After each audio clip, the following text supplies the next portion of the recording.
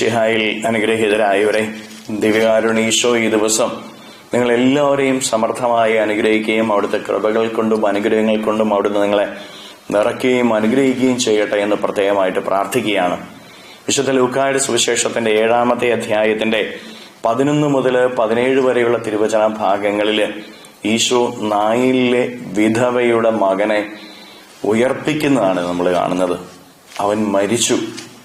പ്രിയപ്പെട്ടവരെ, കർത്താവ് അവന്റെ അരികിലേക്ക് ചെന്നിട്ട് അവനോട് പറയാണ്, യുവാവേ, നീ എഴുന്നേറ്റ് വരിക. പ്രിയപ്പെട്ടവരെ, പൂർണ്ണമായിട്ടുള്ള ഒരു വിടുതല് കർത്താവിന് നൽകുകയാണ്. അവന് പൂർണ്ണതയിലേക്ക് കർത്താവിനെ നയിക്കുക, മരിച്ചവനെ ഉയർപ്പിക്കുകയാണ്. പ്രിയപ്പെട്ട ദൈവമക്കളെ, നമ്മുടെയൊക്കെ ജീവിതത്തിൽ ചില മരണങ്ങൾ ചില മേഖലകളിൽ സംഭവിക്കാറുണ്ട്. പരാജയങ്ങൾ നമ്മുടെ ജീവിതത്തിൽ സംഭവിക്കാറുണ്ട്. ദുഃഖദുരിതങ്ങളിലൂടെ നമ്മൾ കടന്നു പോകാറുണ്ട്. നമ്മുടെ ജീവിതത്തിൽ ഇങ്ങനെയുള്ള അവസ്ഥകൾ ഉണ്ടാകുമ്പോൾ അതിൽ നിന്ന് നമ്മളെ മാറ്റി ഒരു പൂർണ്ണതയിലേക്ക് നമ്മളെ നയിക്കാനായിട്ട് കഴിവുള്ളവൻ കർത്താവീശോ മിശിഹ മാത്രമാണെന്ന് നമ്മൾ ഓരോരുത്തരും മനസ്സിലാക്കിയിരിക്കണം.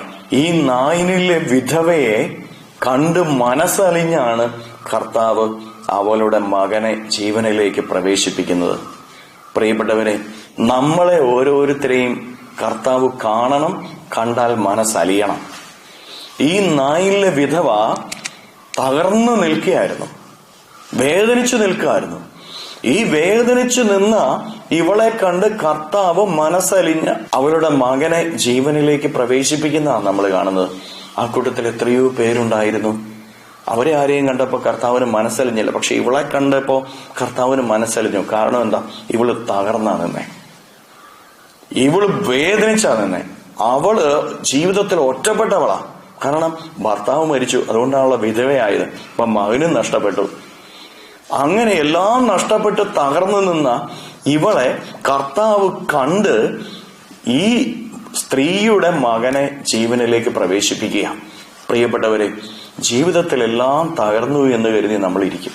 ജീവിതത്തിൽ ഇനി ഒന്നും രക്ഷ നേടാനായിട്ടില്ല എന്നുള്ള ചിന്ത നമുക്കുണ്ടെങ്കിൽ, സകല ദുരിതങ്ങളിലൂടെയുമാണ് നമ്മൾ കടന്നു പോകുന്നതെങ്കിൽ തിരിച്ചറിഞ്ഞുകൊള്ളുക, കർത്താവ് നിന്നെ കാണും.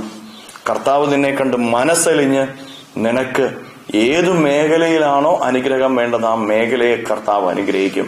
ഇന്ന് തകർന്നു നിൽക്കുന്ന ഒരു വ്യക്തിയാണോ നീ? ഇന്ന് പരാജയപ്പെട്ടു നിൽക്കുന്ന ഒരു വ്യക്തിയാണോ നീ? ഇന്ന് ജീവിത ദുരിതങ്ങളിലൂടെയും ദുരന്തങ്ങളിലൂടെയും കടന്നു പോകുന്ന ഒരു വ്യക്തിയാണോ നീ? എങ്കിൽ നീ കർത്താവിനോട് ചേർന്ന് നിന്ന് കർത്താവിനെ മനസ്സലിഞ്ഞൊന്ന് വിളിച്ചു നോക്കിക്കേ.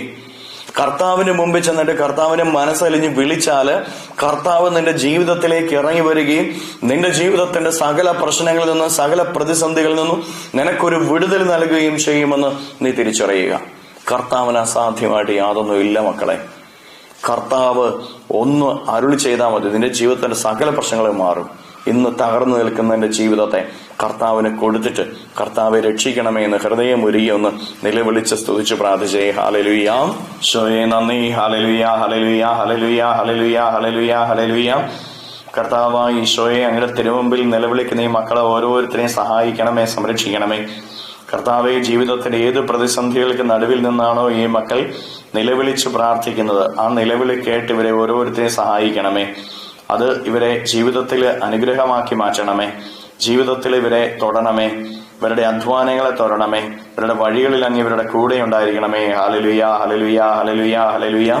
നിത്യം പിതാവും പുത്രനും പരിശുദ്ധാത്മാവുമായ സർവേശ്വരായ എന്നേക്കും ആമേൻ.